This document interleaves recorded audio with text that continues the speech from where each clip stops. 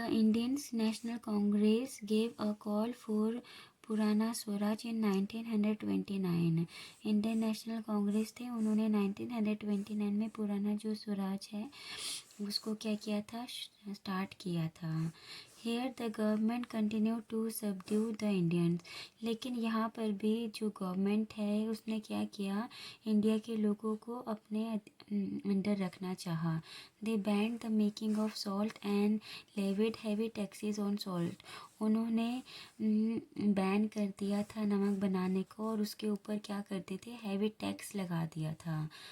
Gandhi ji lead another protest, और इसके लिए गांधी जी ने अलग से क्या किया, प्रोटेस्ट किया, इसका अगेंस्ट हुए।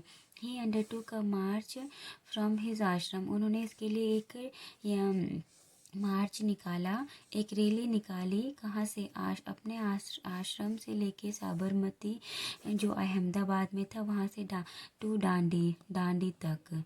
वेयर बाय द सी शोर he picked up a pinch of C salt.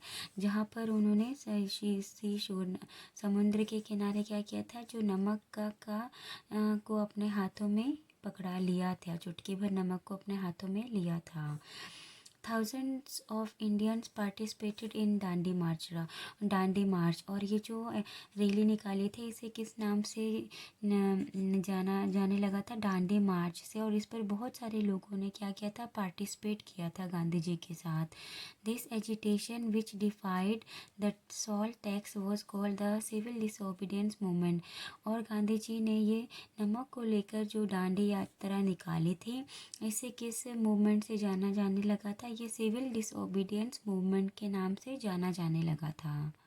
During the final phase of India's struggle for independence, Subhash Chandra Bose spearheaded the revolutionary freedom struggle.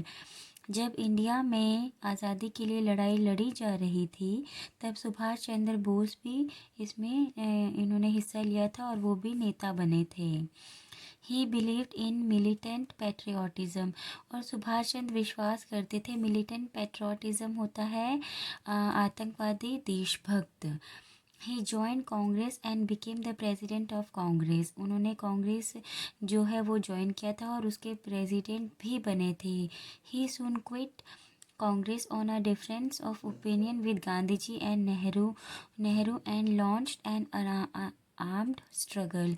उन्होंने जो कांग्रेस है वो उसको छोड़ दिया था। क्यों छोड़ा था, गांधी जी और नेहरू जी की जो बातें होती थी, जो उनके सोच विचार होते थे वो डिफरेंट होते थे। इसे वो सुभाष चंद्र जी से मेल नहीं खाते थे, इसलिए उनको ये क्विट करना पड़ा, छोड़ना पड़ा। ही वो जेल इन 1927। उन्हें 1927 में जेल में डाल दिया गया था ड्यू टू हिज एग्रीवनेस। वो बहुत ही ज़्यादा एग्रीवनेस थे। Later he went overseas for help. और इसके बाद वो विदेश चले गए थे मदद मांगने के लिए। With the support of Japan he form India national army. और उन्होंने जापान की हेल्प से, मदद से एक आर्मी बनाई थी और उसे क्या नाम दिया था, Indian national army, Azad Hind फौज। और कब बनाई थी, 1941 में बनाई थी। And set a provisional government of free India in exile. और उन्होंने एक क्या बोलते हैं, स्वतंत्र क्या है सरकार की क्या की थी, स्थापना करी थी। But world war second was at its peak. और लेकिन जो वर्ल्ड वॉर सेकेंड था वो शुरू होने वाला था। And Japan had to call back its troops. और जापान की हेल्प से जो सुभाष चंद्र जी ने सैनिक बनाए थे, उन सभी सैनिकों को जापान को वापस चाहिए थे, क्योंकि वॉर के लिए, वर्ल्ड वॉर सेकेंड के लिए। The INA was defeated by the British. और जो INA जितने भी फिर बाकी जो इंडिया नेशनल आर्मी में जो लोग बचे थे आर्मी में, वो क्या हो गए थे, डिफीट हो गए थे, हार गए थे ब्रिटिश से। And Subhash escape to Japan. और सुभाष चंद्र बोस क्या हो गए थे, वो जापान भाग गए थे। On his way to disappear in a plane crash and his whereabouts are still unknown. और वो क्या हो गए थे, जापान जाने के लिए भागे थे, लेकिन वो रास्ते पर ही क्या होते, डिसअपियर हो गए थे, गायब हो गए थे प्लेन क्रैश के कारण। उसके बाद उनका कोई पता नहीं चला। Subhash Chandra Bose raise slogan like जय हिंद एंड दिल्ली चलो। सुभाष चंद्र बोस ने स्लोगन जो हैं बहुत सारे स्लोगन नारे लगाए थे, उनमें से जय हिंद और दिल्ली चलो ये स्लोगन बहुत ही ज़्यादा फेमस थे। In 1942, Quit India was launched under the leadership of Gandhi ji. 1942 में क्विट इंडिया का मतलब भारत छोड़ो, ये जो है आंदोलन ये शुरू हो गया था, ये मूवमेंट शुरू हो गया था भारत छोड़ो। गांधी जी ने इसे शुरू किया था। British were asked to leave the country and go. इसमें जो ब्रिटिश थे उनको कहा गया था कि आप हमारे कंट्री को छोड़ दो और यहाँ से चले जाओ। द ब्रिटिश रिफ्यूज, लेकिन ब्रिटिश ने मना कर दिया था।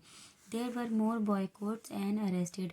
फिर उसके बाद इंडिया के लोगों ने जो भी ब्रिटिश का सामान था उसे बॉयकॉट्स कर लिया था, और ब्रिटिश लोग क्या कर रहे थे, इंडिया के लोगों को अरेस्ट कर रहे थे, गिरफ्तार कर रहे थे। After the second world war के बाद the British government realize that they could not control India any longer. British government को ये रियलाइज़ हो गया था कि वो अब भारत को कंट्रोल नहीं कर सकती है, भारत को अब अपने अंडर नहीं रख सकती है। Hence in 1945 the Shimla conference के प्रोविंशियल ऑटोनॉमी टू इंडिया। 1945 में शिमला कॉन्फ्रेंस में भारत को अलग करने की बात कही गई थी, अलग करने के लिए कही गई थी। Talks began for transferring powers, और इसके लिए जो रिटर्न में कार्रवाई करते हैं, रिटर्न में जो काम होते हैं वो शुरू हो गए थे। In 1946 an interim government was formed। 1946 में interim government जो है वो बन गई थी, और उन्होंने which made a provision for separate nation, और उसमें जो separate nation के लिए बात कही गई थी भारत के और पाकिस्तान, दो अलग अलग नेशन को, दोनों को अलग अलग करके फिर नेशन को सेपरेट करने की बात कही गई थी। इन 1947 governor general Lord Mountbatten.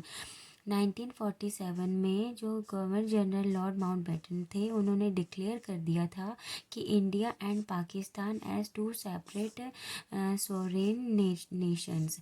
India और पाकिस्तान दो अलग अलग देश हैं, दो अलग अलग कंट्री हैं 1947 में।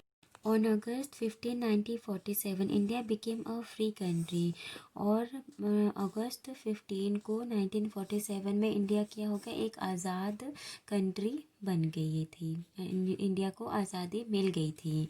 Jawaharlal Nehru became the first prime minister of India. आज़ादी के बाद जो इंडिया के पहले प्राइम मिनिस्टर थे वो कौन थे, जवाहरलाल नेहरू जी थे। Today after more than 6 decades of independence proud Indians still look back at the sacrifices of the freedom fighters and salute them। आज़ादी के अब इतने सालों बाद भी हमें जो जिन्होंने हमें आज़ादी दिलवाई है, जो सेक्रीफाइसेस किए, हमें उसको नहीं भूलना चाहिए, और हमें जो फ्रीडम फाइटर्स हैं उनको सल्यूट करना चाहिए और उनकी रिस्पेक्ट करनी चाहिए। This day is celebrated every year as the independence day, और ये साल ये इंडिपेंडेंस डे हर साल मनाया जाता है भारत की आज़ादी की खुशी में।